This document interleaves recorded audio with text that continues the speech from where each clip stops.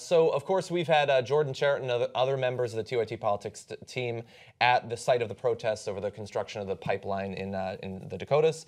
And more developments have come up in terms of some of the tactics that the police have used against the protesters. Now, we've previously shown you footage of water cannons being used on fires that look suspiciously like human beings.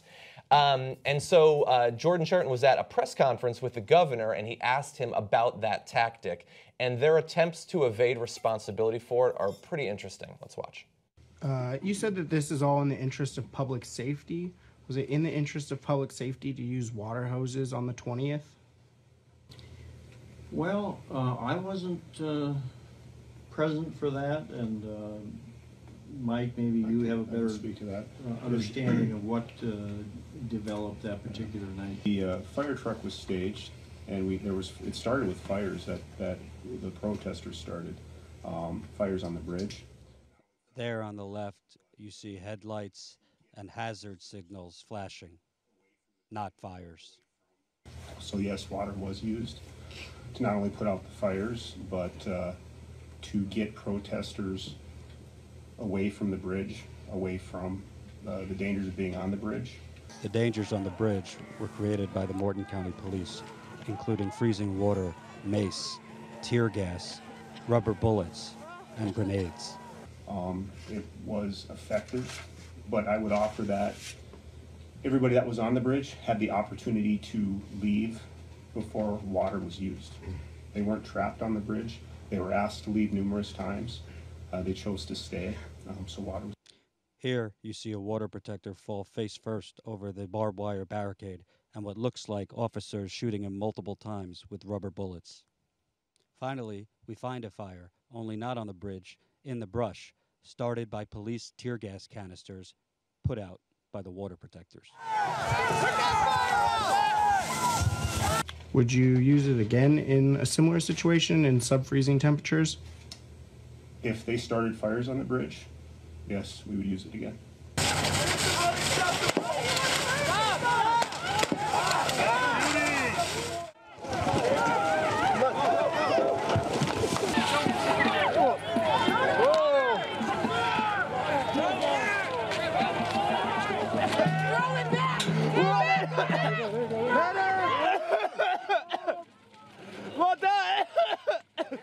You know, brother?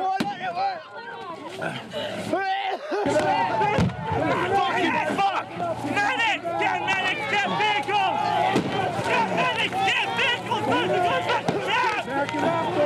On the line for people. Talk all you want. Just shoot this young lady if she...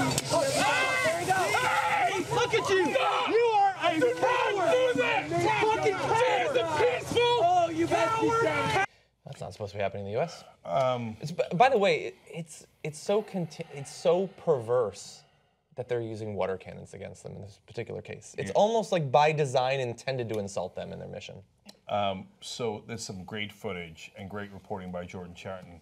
You'll find more of that at youtube.com/TYT Politics, where he's been covering it now for weeks. And rarely do you ever see in media an official saying something and then direct evidence on tape to the contrary. Not just because it's hard to find, but because the rest of the media doesn't want to find it. So they want to take the official stance of the government and just broadcast it to you. Investigative reporting could cause trouble and is expensive, etc. Although somehow we managed to afford it.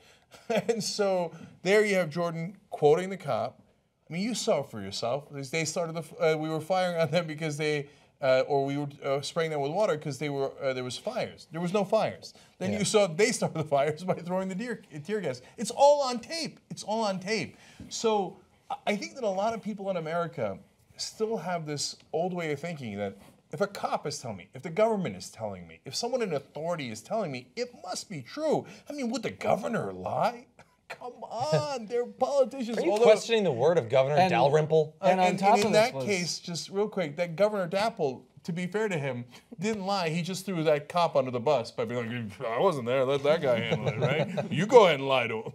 And on top of this was the eviction order that came a couple of days later that mandatory evacuation that says it's for the protesters' safety because of winter conditions, and we can't it's too cold there. And it's like you were just spraying them with freezing water in sub-freezing temperatures, and now you want them to leave because of winter conditions? Well, they know they can't control their hoses, and under those conditions, you better run. Look, I'm telling you, man, I am grateful to this audience because by joining us, you allowed us to hire somebody like Jordan. If he wasn't there the whole time, breaking this story time after time, I don't know if this gets any kind of coverage. Yes, Amy Goodman was there. Some other good folks have been there, but not to mention our cameramen and the aides and all that. Yeah, and Taylor and Eric and everybody who's ever been down there for TYT. But we've been there for weeks and weeks. Jordan's gone back 5 times. And just the fact that you guys powered our ability to expose their lies is amazing. It's amazing. So I love that piece of footage there to show you how it's not true. And for so long, the authorities kept saying, it's the protesters that are the violent ones. And I would see in all the national publications, and if cable news ever covered it, reports of violence from the protests. Reports from where? You don't have any reporters there. What do you mean reports? So when you challenge them on it, yes, the reports are from the authorities, and we don't really know if it's true or not. But hey, if it's from the authorities, we just report it like it is true. and now the final piece of hypocrisy, as Lee points out, is the governor pretending to be concerned about the protesters. And he's like, oh, winter is coming. And so I just want to make sure that they're okay out there in the cold. That's hilarious.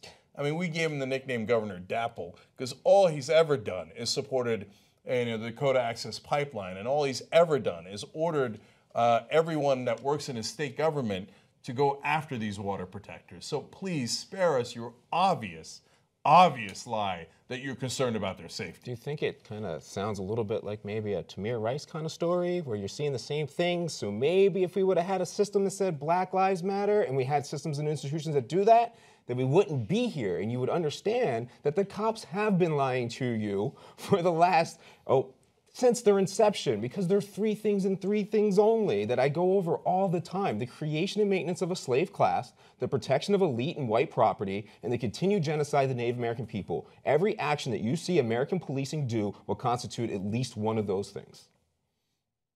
And so it's one thing for people to just see the, warmed over news from the mainstream media and go, oh, well, I guess, those goddamn protesters, they're all so violent, and, and they had it coming. And it goes to what you're saying, Michael, which is there are these storylines. And in fact, in Washington, they are constantly talking about what's the narrative? What's the narrative we're all pushing?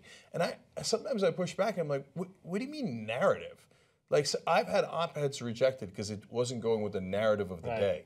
I'm like, wait, it's my op-ed. It isn't your op-ed. Why do I have to follow your narrative? And so there are these storylines that are always told. The protesters are the problem. Unless they're the Tea Party. Yeah, that's right. Blacks are violent, except for the fact that we did the slavery. Right? Native Americans won't listen to reason, except for the fact that we violated every treaty with Native Americans we've ever done, including the one that's affected here in Standing Rock. Yeah. Where they built a pipeline is unceded territory that belongs to Sioux Nation. Now, again, if you're a right-winger out there, you think, that's crazy. That's not true. No way. What does that mean, unceded territory? No, the U.S. government acknowledges, we kind of give away their land. So in return, we offered them $108 million in 1944, and Sioux Nation said, no, thank you. And again, now that trust is built up to $1.3 billion. And they go to Sioux Nation now, they are not wealthy. I don't know if you've noticed, right? They could definitely afford to get some resources and compensation. They're like, here's $1.3 billion because the United States government violated the treaty. And we just stole your land and gave it away. And Sioux Nation says, no, thank you. We would like our land back. You have a hard time with the conservative thing, too, because even if it's a right-wing position, it's like you're actually trying to argue whether it's the first time, the second time, or the third time the land was stolen. Yeah. Like, I don't understand. Like, as far as I'm concerned, if any tribe has a history on a land and they say this is ours, it's like, yeah, totally. I think you guys are giving them too much credit. The idea that, that they care where it shakes out with the treaties. I think they'd be like, fuck the treaties. I don't fucking care about them. Well, but then don't pretend you're in favor of law and order. Agreed. Because you're not. You're against the rule of law. And you're right that it doesn't fit the narrative, because this is uniting, obviously, the left, but also a lot of the right, libertarians. Like, this is going through people's property, and it's not just Native Americans. I interviewed one woman in Iowa who was on her own farm, the same pipeline, Dakota Access, went through her farm. She was arrested for getting in the way of construction equipment on her own farm. And it's like, so there's a lot of right-wingers who are like, hey, if it's my property and I don't want an oil pipeline through it, I should be able to say no. Yeah. Although we saw in the primary, remember when Donald Trump started talking about the benefits of eminent domain and using it, and one of my many terrible predictions was that that will hurt him among conservatives. But they just shifted a couple of neurons. They were like, yes, I've always been against using eminent domain, but now Trump says it's good, so I guess maybe it's good. They don't seem to hold too tightly to even their most core convictions. But later today, we have a story about a 90-year-old woman who got evicted by the king of foreclosures, who now is our Secretary of Treasury. And she's like, oh, I can't believe I voted for Trump. True. So I think that, for example, if 2,000 veterans showed up on the farm of that Republican woman in Iowa and said, we're here to help, I think that's a different narrative, if you will. Perhaps.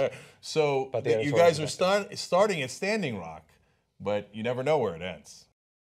Together we can change the media, make it more representative of you and not the powerful. Come join us, make a difference. tytnetwork.com/join.